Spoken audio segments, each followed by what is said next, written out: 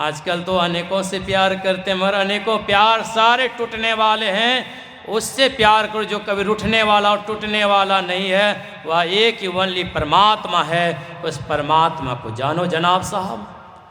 अज्ञान तिमिर से आच्छन्न मानवों को अमृत सुधा पिलाने वाले 20वीं सदी के महान संत परमराध आराध देव के युगल पाद पद्मों में कोटि सह नमन। मंच पर मंचासीन परम पूज्य स्वामी आचार्य श्रद्धानंद जी महाराज एवं पूज्य संत चरण धरासीन धर्म प्रेमी सज्जनों, आदरणीय माताओं तथा भक्तिमती बहनों एवं गोड्डा जिला वासियों, सबों को मैं प्रणाम करता हूँ।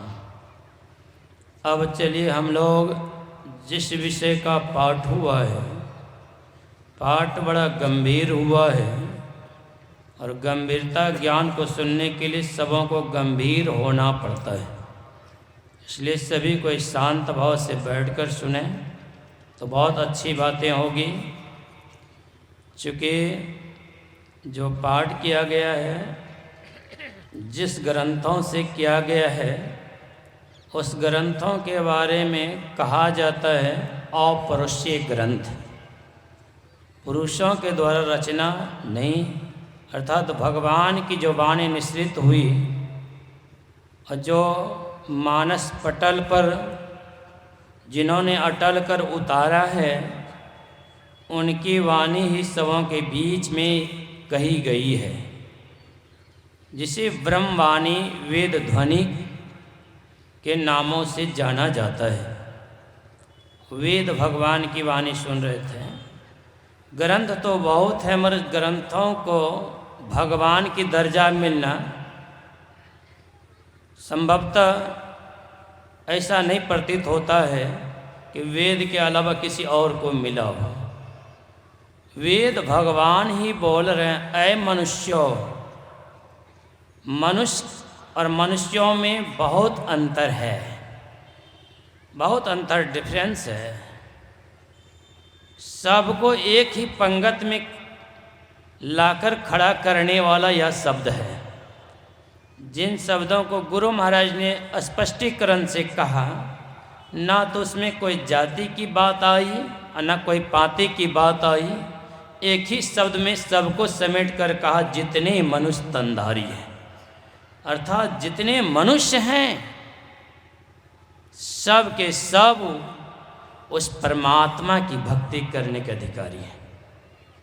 जो परमात्मा सब में है, उससे कोई जगह खाली नहीं है। वेद भगवान कहते हैं उसी को प्राप्त करो, उसके प्राप्त किए बिना जीव का परम कल्याण नहीं है।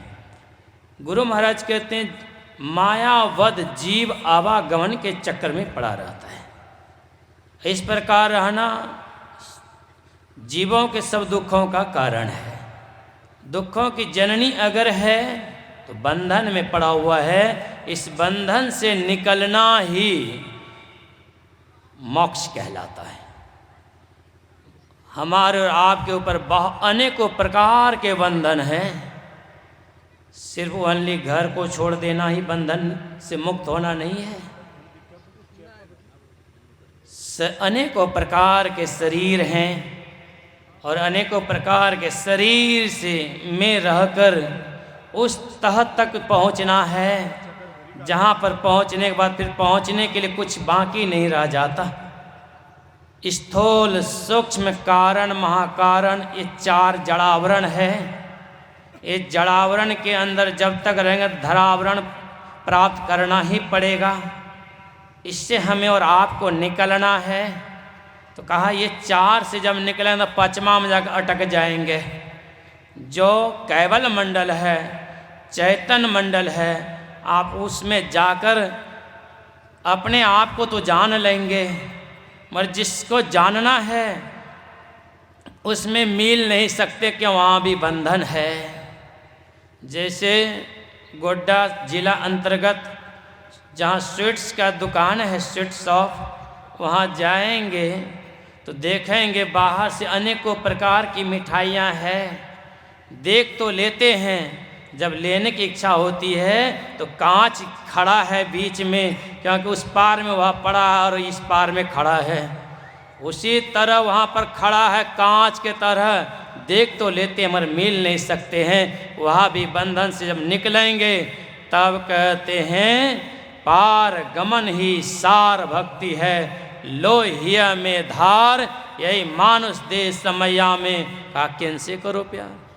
आजकल तो अनेकों से प्यार करते हैं, मगर अनेकों प्यार सारे टूटने वाले हैं। उससे प्यार करो जो कभी रूठने वाला और टूटने वाला नहीं है, वह एक ही वनली परमात्मा है। उस परमात्मा को जानो जनाब साहब, बिना उसे जाने जीव का परम कल्याण नहीं। इसीलिए वेद भगवान ने कहा, ऐ मनुष्यो जगत प्रसव कृता, एक एक शब्द अलग अलग डिवाइड होते चला गया।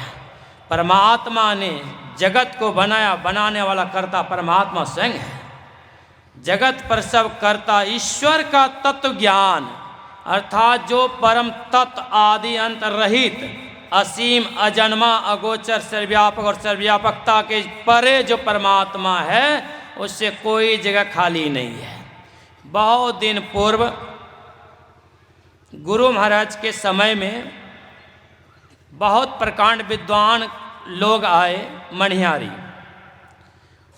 चूँकि गुरु महाराज को दर्शन करने का सौभाग्य मिला 1985 में, चरण छूकर स्पर्श किया। गुरु महाराज के पास में अनेकों विद्वान आए और गुरु महाराज से कहते हैं, आपने जो सबों को संत मत की स्तुति में यह सबको रटा दिए हैं, सब क्षेत्र क्षर अपरा परापर और अक्षर पार में, यह सही है या गलत है? गुरु महाराज कहते हैं, मैं तो रटा दिया, इसमें गलत क्या है? क्योंकि हम लोग नित्य दिन इस स्तुति से प्रारंभ करते हैं, ईश्वर का गुणगान करते हैं, और गुणगान में कोई व्यवधान हो तो फिर समाधान कहाँ से होगा?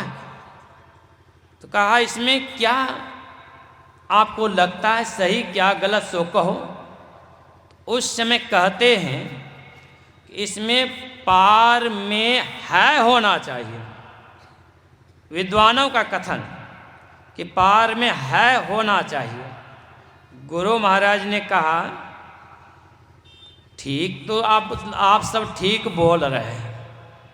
उसी जगह पूज्यपाद महर्षि संत से भी परमहंस जी महाराज, जिसका पूर्व नाम महावीर था, गुरु महाराज कहते हैं, महावीर जी इधर आइए। ये सब इस बातों को कहते हैं कि मैं है होना चाहिए, लास्ट में मैं है।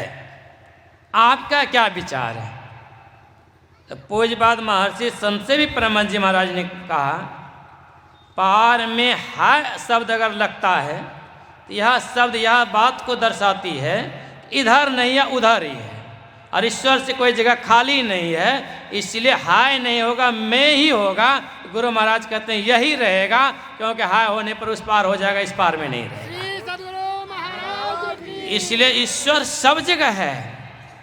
जिस तरह मेहंदी की पत्ती हरी दिखलाई पड़ती है, मगर उसमें लाली छिपी है। लाली को ढूंढने के लिए अगर उसके कौन कौन को तोड़ा जाए तो कहीं पता नहीं चलता कि लाली कहाँ छिपी है, मगर लाली है। उसको निकालने के लिए क्या करना पड़ेगा? तो उसके लिए उसे रगड़ना पड़ेगा, पीसना पड़ेगा। अब पीसने का परिणाम क्या होगा?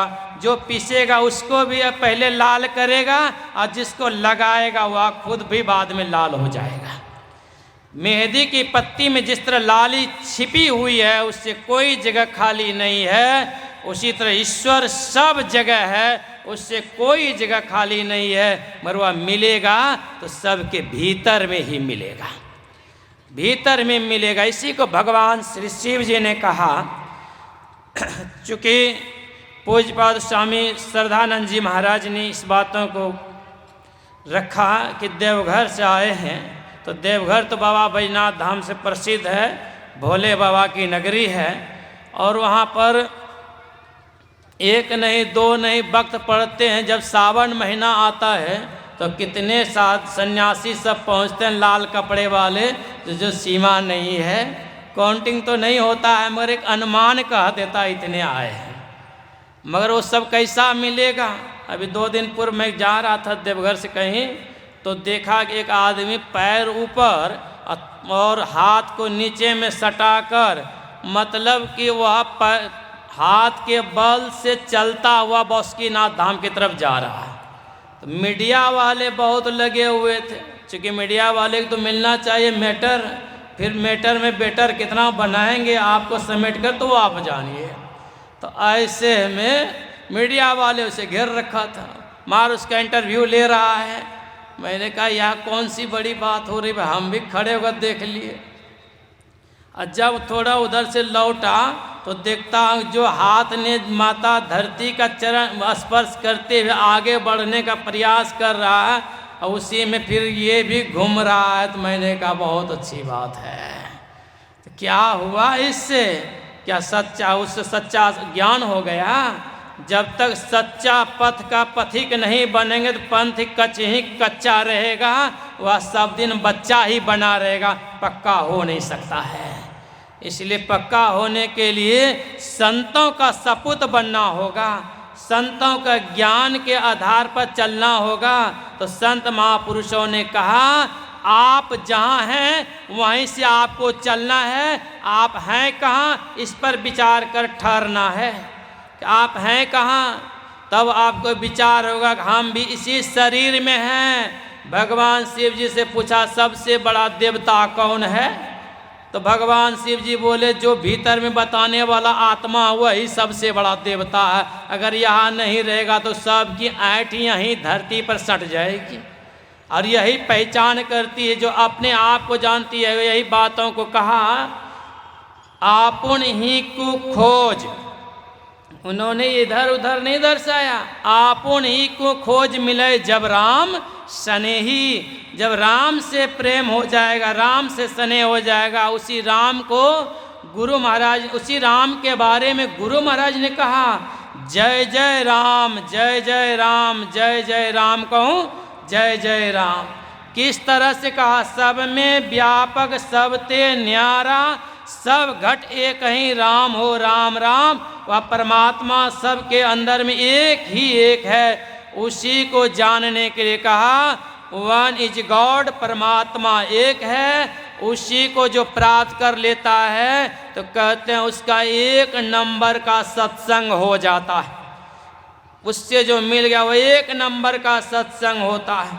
उससे मिलने की राह पर चलना 2 नंबर का सत्संग है। और यहाँ जो सभा चल रही है इसमें बैठना भी यह सत्संग है। सभाओं में अगर सत महापुरुषों की पुस्तकों का अवलोकन करने का मौका मिले तो कहा 1 नंबर का तब होगा जब जीव और पीप मिलेगा, और उसके नीचे 3 नंबर, उसके नीचे 2 नंबर, फिर घूम करके आ गए आप ये स्थूल बारिश। इसीलिए कहा जो बात पाठ में आई इसमें सत्संग पर भी विशेषता का जोर दिया गया, साथ ही जीवन काल में मिलने का सतत प्रयास के बारे में संत कबीर साहब ने संबोधन की वाणी को सुना।